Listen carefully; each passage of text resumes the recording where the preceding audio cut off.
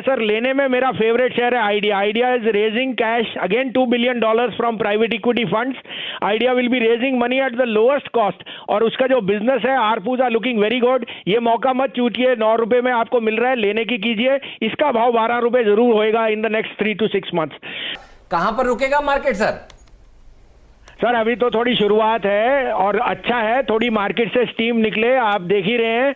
तो जैसे मैंने आपको कहा था, जो 8,000 पे इतनी दबा के बेच के गए हैं, अब 13,500 पे इतनी दबा के लेंगे तो गनों के सींग नहीं होते. You have to be cautious. आपको अपने धन की सीमत रखनी पड़ती है. आपको बुरा मत लगना, but this is a simple ideology.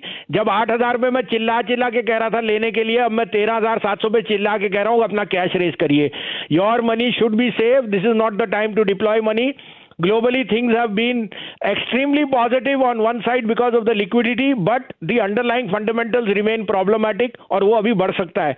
So please be cautious. This is not the time to be foolhardy. If you are a trader, you are making money both sides. But if you are an investor, you have to be very cautious, sir. That's a simple underlying. I could be wrong, but I have to give you the lesson has to be for the investor कि fear में जब हम बोलते हैं 8,000 पे लेने में, तो प्राइस हमारे को कंफर्ट में होता है. ग्रीड में हमसे नहीं खरीदा जाएगा क्योंकि हमारे पे कंफर्ट नहीं है. हेमंत जी, सॉरी टू से दैट. नहीं, आपने बहुत सही कहा और बहुत बढ़िया कहा और देखिए होता हुआ नजर आ रहा है और बड़े दिनों के बाद इतनी मीनिंगफुल करेक्शन देखने को मिली है भारतीय बाजारों में. अब ये बताइए, ये करेक्शन कहां तक गहरा सकता है आपके लिहाज से? हेमंत जी, वो तो भगवान ही जानते हैं, लेकिन काफी करेक्शन रहनी है. And let's take it with a pinch of salt. इतनी बड़ी राइज मैंने अपनी लाइफ टाइम में नहीं देखी. तो we have all made money, but the idea is to encash that money. Paper profit is not profit. You must learn to sit on cash. Let the market do it. अभी और ऊपर जा सकती है, मैं ये नहीं कह रहा, बट मेरे पे कंफर्टेबल नहीं है. तो हेमंत जी, मैं उसमें क्यों अपने आप को जलाने की कोशिश करूं? आप समझे मेरी बात. तो इस कारण से अपने आप को ट्रेडर हैं तो दोनों तरफ करिए. As an investor you must wait for this correction to be over, which can be much more sharper than most people thought, because it has been a one way rally and the comfortation of valuation is not there. आपके लिए जो मैंने Tata motor और मदरसन सुमी वगैरह जैसे share जो short कराए थे वो ठीक रहे.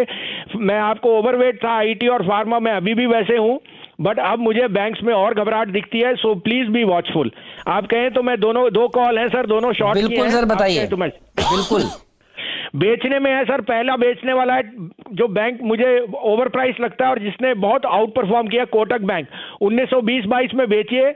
1945 का स्टॉप लॉस है, छोटा स्टॉप लॉस है. 1865 का टारगेट. दूसरा सेल है सर टाइटन. 1475-80 का भाव है. 1520-25 का स्टॉप लॉस रखिए. 1400 का टारगेट. अब ये दिग्गज शेयर हैं. You have to be little brave, but इनमें आपको मार्जिन अच्छा मिलेगा. अच्छा, एक बात बताएं भसीन सर, ये जो हम जबरदस्त सेलिंग आते हुए देख रहे हैं, क्या ये दो तरफा सेलिंग है एफआईआईज की, जो बहुत जबरदस्त तरीके से पैसा बाजार में लाते हुए दिखे थे, और एचएनआईज? क्या यही मौका है कि आपको डोमेस्टिक इंस्टीट्यूशन इन्वेस्टर्स सपोर्ट आते हुए दिखेंगे? क्योंकि पिछले महीने भर से अगर कहीं सेलिंग फिगर आई है कंसिस्टेंटली, वो हमारी तरफ से ही आई है डोमेस्टिकली. सर सेलिंग फिगर नहीं आई, वो तो ऐसा माउंटेन आया है कि आपने कभी इमेजिन ही नहीं किया था. इसका मतलब कि पता नहीं एफआई डोमेस्टिक फ्लोज आ रहे हैं नहीं आ रहे. जिस तरह से उन्होंने बिकवाली की है मैंने तो देखा नहीं है, और मुझे लगता है कि उनमें भी अभी लेने वाली चेष्टा नहीं है. देखो शैलेंद्र जी, ये मान के चलिए कि हमारा रिटेल इन्वेस्टर बहुत स्मार्ट है. उसने 8-9 हजार पे बेचा नहीं था और तभी आपने म्यूचुअल फंड फ्लोज देखे थे, और अब वो ले नहीं रहा. तो वो स्मार्ट है, वो वेट करेगा जब ये करेक्शन हो जाए. तो मुझे कोई दो राय नहीं, थोड़ी बहुत निबलिंग जरूर होगी इंस्टीट्यूशन से to cushion this fall, but you will have to match up to a large part of the FI flows which was also inordinate, because it was एक थीम था जो थीम प्ले आउट कर गया.